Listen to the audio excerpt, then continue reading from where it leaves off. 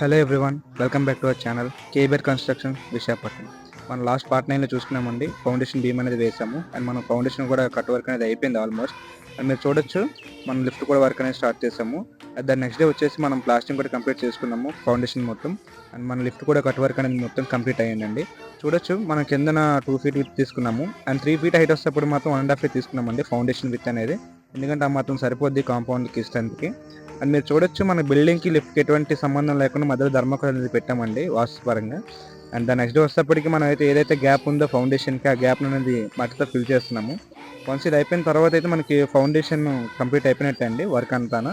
And మన next plinth beam అనేది start చేస్తాము. అలానే ప్లింత్ బీమ్ స్ట్రక్చర్ అండ్ దానికి మనం వాడే రాడ్ అండ్ మనం దానికి వాడే మెటీరియల్ కూడా మనం నెక్స్ట్ వీడియోలో చూపిస్తామండి. Thank you. Subscribe to our channel for more content like this.